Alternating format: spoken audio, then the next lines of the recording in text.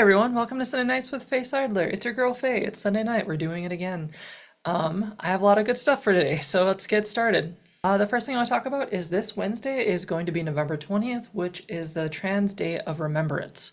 There will be events all across our state. To name a few, we'll have one in Grand Forks at 6 p.m. Locations and links will be on my website in a lot of different ways. In Bismarck, we have one coming up at 5 p.m. And then in Fargo-Moorhead area, specifically at MSUM, we have one coming up at 7 p.m. Those aren't the only events that are occurring though. In Grand Forks at UND, they are doing a letter writing event to give letters of support through Point of Pride. And then in Fargo, the Pride Collective will have open space from 4 to 7 p.m.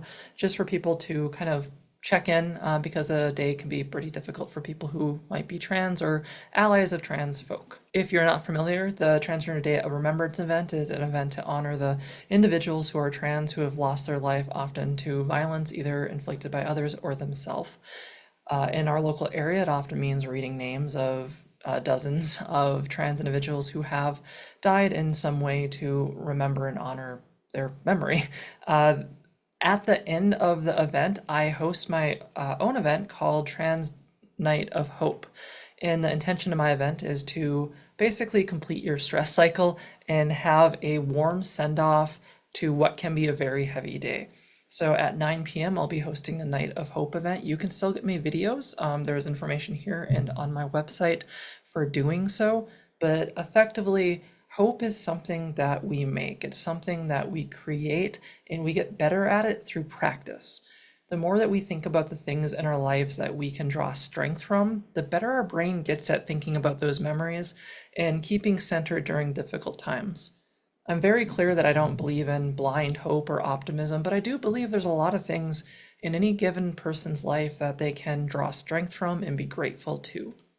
So the night is about reflecting on that, reflecting on community, and reflecting on each other, especially as we head into colder months, what can be difficult holidays and what might be a difficult couple of years coming up. So I invite people to share what gives them hope, what hope they want to give others, and to end the night on a moment of celebration about our shared community and strength. Other events coming up, November 21st, there will be a Welfare Check 101 provided in the Fargo Library. This will give individuals, especially your caseworkers, social workers, human service people, an understanding of what welfare checks can do. We kind of find out that a lot of people don't super know what they do and when is a good time to utilize that service. So this is a good training for anyone who's never done that before or needs a better understanding of when it would be appropriate, not just for professionals, but also for community members who might be worried about their family and don't quite know what their next steps might be. Also on the 21st at 3 p.m., the North Dakota Ethics Commission will be hosting a training on lobbying, specifically the ethics around lobbying. That could be very helpful for us, for nonprofits, to get a better education on what they can or can't do. Not just nonprofits, but anyone who might represent an organization. North Dakota Ethics Commission is fantastic. They are the GOAT of North Dakota. To move into some state news, there was a lawsuit against one of our lawmakers for blocking someone on social media. The Supreme Court has ruled that the lawmaker is able to do so. And I have actually inquired about getting better ethics around what can our lawmakers do with their social media presence, especially if they use that in any kind of official capacity. Where do we draw the line about when a representative can or can't engage with constituents?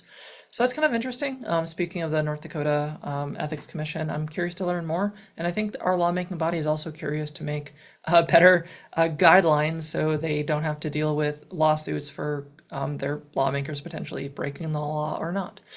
So that's kind of interesting that it's played out that way. I'm interested to learn more about what's the line, what governs our behavior for our lawmakers online, because I think that's a very important discussion to go forward with.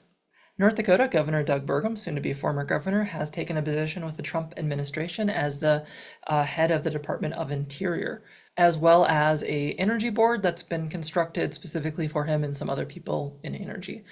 Some of our tribal communities have celebrated this decision, many who have formed relationships with Burgum in his time as governor.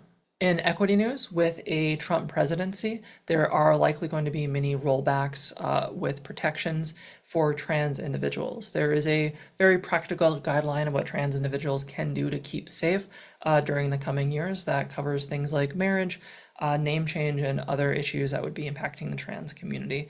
It is worth noting that a lot of individuals within the LGBT plus community itself have seen spikes within suicidality, including calling call centers. Regardless of your political background or opinion, it's to be understood.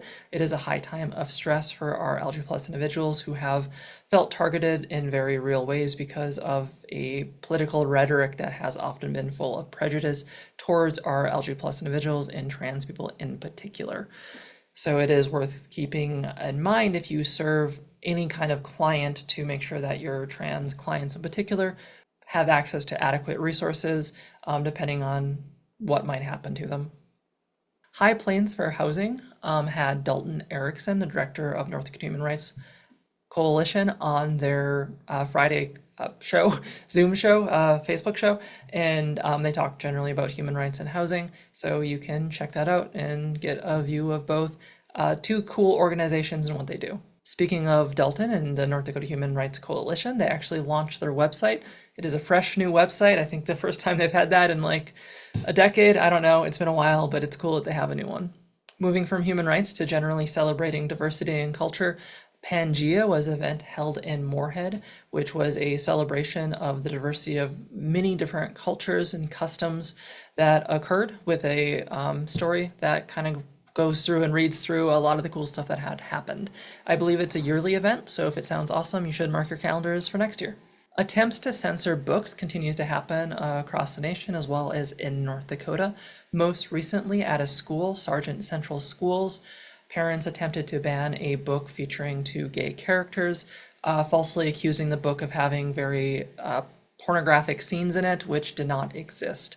This book challenge was itself challenged by most of the students as well as the school body for being appropriate, as well as addressing the concerns the parents had, which were not grounded within facts of how the book worked, who could check it out, and what was in it. It's important to know that censorship is something that should be taken very seriously, and attempts to ban books that someone might politically disagree with is an extreme misuse of our systems. It is great to see that kids are standing up for the right to read material. Our librarians are trained in this in particular, and it's our best role to trust them and to trust that kids need to learn and need to learn diverse stories of individuals and how life can work. That is how all of our kids do better, especially if we have gay kids who can finally see themselves. I want to take a moment to celebrate the community action partners of North Dakota. I have this link up here, but it's a link itself it's a picture actually, that will go to a bunch of different links that are resources all across the state. One of the very first things I recommend for people to find their own resources is usually 211, but if it isn't quite an urgent thing and they're just curious about what exists and don't quite know what they're looking for, then Community Action Partnership is fantastic. They have a collection of all the different resources, homeless shelters, food pantries, emergency food services, all that kind of stuff, all across our state and our big regions. So please check them out. Please know about them. If you're a social worker, it's a must-have tool to have in your belt. I want to celebrate Homeward Animal Shelter for raising 6 figures in their fight to create shelter for animals, and that's just really cool. It's really cool that we still have folks that can come together and kind of raise this kind of capital to really help individuals within our community, as well as our critters in our community too. The forum has recently decided to stop publishing opinions about national news from their columnist, a move that's been widely criticized by everyone, editors, individuals who care about human rights, general public at large, people who think about the stability in the future of the paper. It's not a popular move. They have published mostly the criticism of it, including a lot of individuals that are involved in general democracy work that I have up here in a really powerful letter to the editor. However, even if they are publishing the criticism, it's kind of a cheeky move because they're probably still just going to follow through with their policy. By publishing the criticism, it seems like they are still a fair and balanced publication, but they still have the power and the authority to continue what no one wants them to do. So it's unclear where this will eventually end up. It is disappointing, and I think that everything they take off the table will be something other people pick up, making the forum less and less relevant. I think having a strong central paper, one that's as large and influential as the forum, is critical, and it's unfortunate that they are becoming less relevant and choosing to do that. So I don't know where it's going to go, but I hope that they make changes that are going to build trust and get more people invested. All right, exciting. I have two stories coming up that are not from me. You don't have to look at this mug anymore. You can look at Sam's mug and Patrick's mug. Those are the two mugs that are coming up. We have the American Foundation for Suicide Prevention talking about their very important series of events coming up on November 23rd, which will be the Survivors of Suicide Loss Day. Sam will talk about all that. And then we have Patrick, who did a video talking about some therapy that they'll be giving to people who fundraise. Patrick Kirby being known for good for nothing consulting and being the cheerleader of nonprofits all across this region, as well as one of the most trusted and well-respected individuals to help you with your funding needs. They didn't produce the video for me, they produced it for their LinkedIn, and I asked to share it because I think anytime I can support nonprofits, I'm going to do it. So I have that coming up. So just some short clips for you to see some other people and the causes they're working on. It's all critically important, so please follow them. Please check out the organizations I talk about and go somewhere with the news. Like, I don't want you to just sit there and be like, oh gosh, I've really absorbed some news tonight. Now I'm going to move on with my life and forget all of it. Like, you can. I'm not saying you can't. But I talk about all this stuff with the hopes that you'll be like, okay, cool, I should go do X, or that would be a fun event to go to, or I don't know about that news story, let me talk to my friends about it. I don't know, spread some stuff out there, get engaged. If I do this long enough, you get engaged. Get engaged. Do it. Get engaged.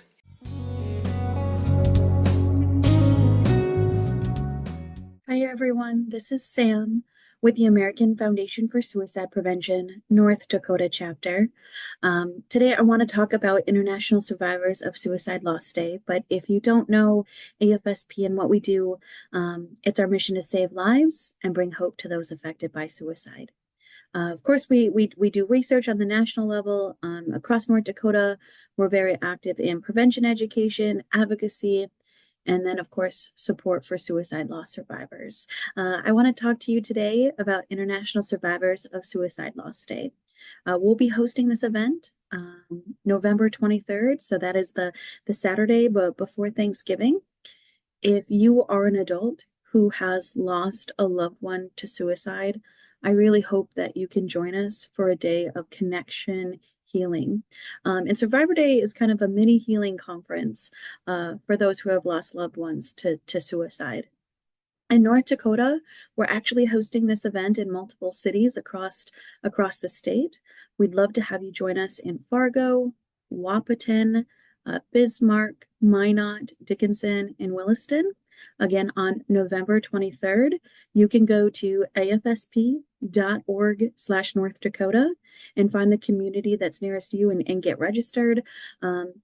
Each event is a little bit different depending on what your community you're going to, but we'll definitely watch a film, we'll have a great discussion, and we will be supported. If you can't make it in person, we will be doing a virtual event the next day on November 24th. So you can join us virtually. You can go to afsp.org/North Dakota and find that event on our event calendar. So again, if you've lost a loved one to suicide, I hope you can join us. This is such a great day full of healing, connection, and just being supported by our community members.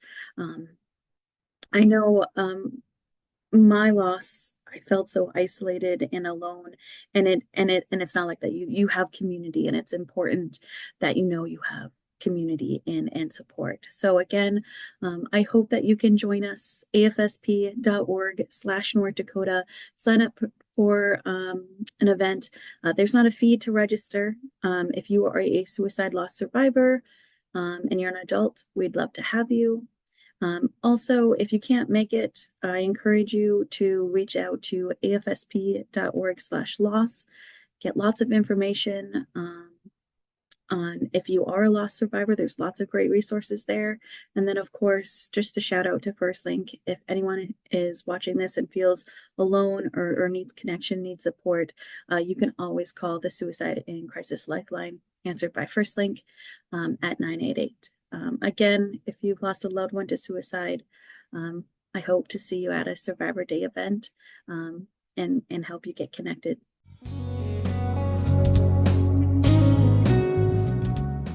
Hey friends, how are we doing? We hanging in there? We're doing okay? Over the last number of days, I've been talking with clients and nonprofit leaders from across the spectrum, big, small organizations, all in between. And we're just kind of navigating all of this new information together. For the last number of years, I've been kind of a de facto amateur fundraising therapist. I've loved it. I've loved listening and giving perspective and sort of helping people solve some of their seemingly unsolvable fundraising problems in a space that is really kind of a safe environment to get out some of your frustrations, ask some of the questions that you might think are stupid, which are not, and sort of getting an answer to kind of move forward. I think everybody needs a little bit more of that right now. So next week, on November 19th, at 11 a.m. Central Standard Time, I'm going to open the doors, what I'm going to call fundraising therapy. And I'd like to invite you to join. Every week in our Do Good University crew, we host a live Ask Me Anything. And people from all sorts of organizations pop in, ask a question, get an answer, give a thumbs up, move on. And sometimes you just need something to get yourself to move forward. And I feel like we all need something to move forward nowish. So now's a great time, more than ever, to invite you in, kind of see what all the hubbubaloo is about and all the kind of fun things that we can learn from each other. Not only that, but to find a way and a place where you can get an answer and feel like you have a path forward. And that's an Ask Me Anything fundraising therapy thing that we do all the time. So next week, November 19th, 11 a.m., I would like to invite you. Bring a friend, bring your questions, bring 5 friends, bring 5 questions. Whatever it is, come join us. It's absolutely free. I'd love to give you some advice and some help and some just encouragement because you're doing awesome things. I want you to do more awesome things, and maybe you just need to talk about it and try to find an answer to something that's blocking you. I'd love to help. So we'll see you next week. In lieu of a blog, here's my offer. Come hang out and let me help you answer a question that you might have. Let's get through your end of the year. Let's get through some of your giving days coming up. Whatever you need, I'm here to help.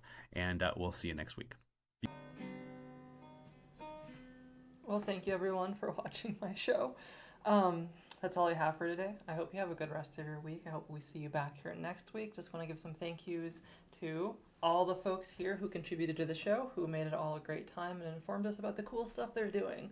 He will be my outro probably for a while until I choose to change it.